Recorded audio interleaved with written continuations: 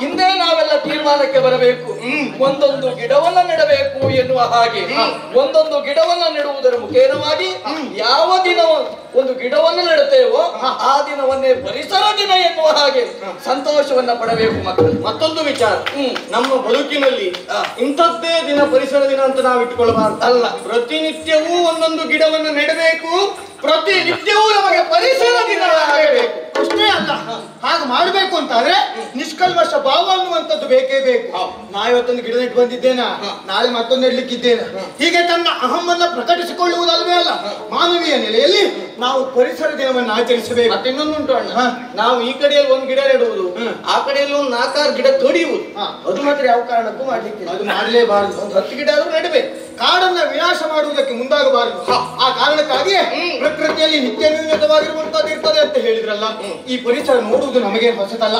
ಆದ್ರೆ ಈ ಗೋವರ್ಧನ ಗಿರಿಯನ್ನ ಇಂದು ನಾವು ಸಮೀಪಿಸಿದಾಗ ಎಲ್ಲಿಲ್ಲದಂತಹ ಉತ್ಸಾಹ, ಎಲ್ಲಿಲ್ಲದಂತಹ ಸಂತೋಷ ನಮಗೆ ಬಂದಿದೆ. ಕಾರಣ ಇಲ್ಲಿರುವಂತಹ ಹಸಿರು.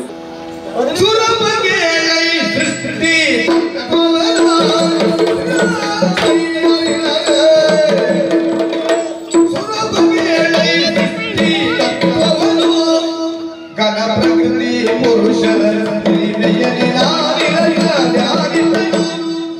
ಪ್ರಕೃತಿ ಪುರುಷರ ನಿರತ ಜಾರಿಗಳು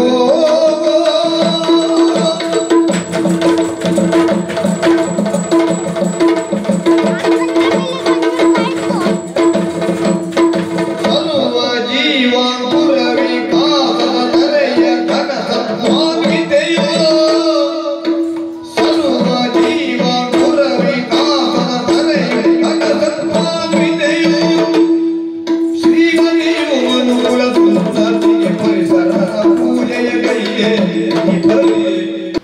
ಇಲ್ಲಿ ಗಾಳಿ ಉಂಟು, ಬೆಳಕು ಉಂಟು, ನೀರು ಉಂಟು, ಅಗ್ನಿಯೂ ಉಂಟು.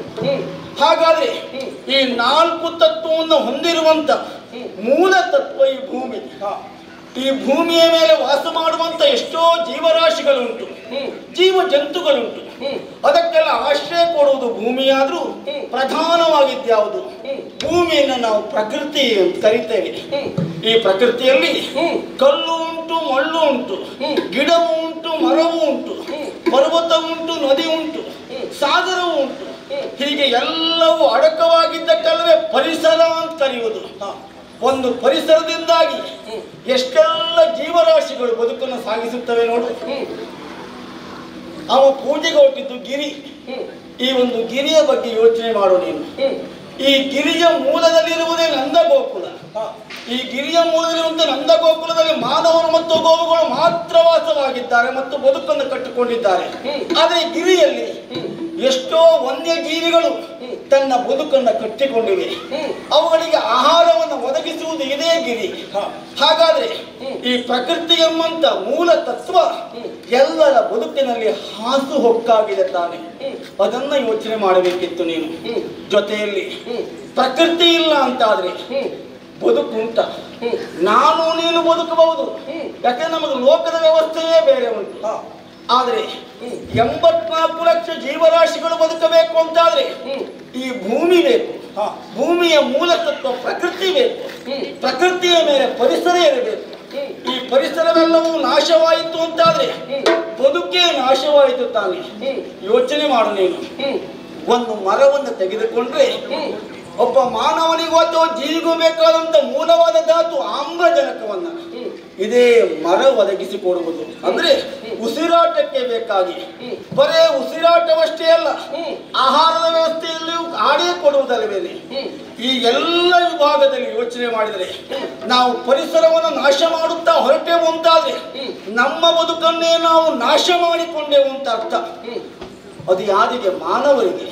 ಅವ ಮಾನವ. ಹಾಗಾದ್ರೆ ಬರೇ ಮಾನವನೇ ಅಲ್ಲ, ಅವನ ಮೂಲ ಯೋಚನೆ ಮಾಡು. ನನಗೂ ಅವನೇ ತಂದೆ. ಶ್ರೀಮನ್ನಾರಾಯಣನೇ ಕೃಷ್ಣನಾಗಿ ಅವತಾರ ಮಾಡಿದ್ದು ತಾನೆ. ಎಂದಾದ್ರೂ ಅವ ತಪ್ಪುವುದಕ್ಕುಂಟ? ಖಂಡಿತವಾಗಿ ತಪ್ಪುವುದೇ ಇಲ್ಲ. ಮಾನವರನ್ನ ಜಾಗೃತೆ ಮಾಡಬೇಕೆಂಬ ಕಾರಣಕ್ಕಾಗಿ, ಮಾನವರು ಎಚ್ಚೆತ್ತುಕೊಳ್ಳಬೇಕೆಂಬ ಕಾರಣಕ್ಕಾಗಿ ನಾವು ಪ್ರಕೃತಿ ಪೂಜೆಗೆ ಮುಂದಾಗಿದ್ದು, ಪರಿಸರವನ್ನು ದೇವರು ಅಂತ ಆರಾಧಿಸುವುದಕ್ಕೆ ಮುಂದಾಗಿದ್ದು. ಹಾಗಾದ್ರೆ ನಾಶ ಮಾಡಬಾರದು, ಉಳಿಸಬೇಕು ಎಂಬಂತ ಉದ್ದೇಶಕ್ಕೆ ಅವ ಮುಂದಾಗಿದ್ದು. ಹೇಗೆ ಉಳಿಸಬೇಕು? ಈ ಸಮಾಜ ಹಾಗೆ, ಈ ಮಾನವರು ಹಾಗೆ. ದೇವರು ಎಂಬಂತ ಭಯ ಇದ್ರೆ ಅದನ್ನು ಉಳಿಸಿಕೊಳ್ತಾರೆ.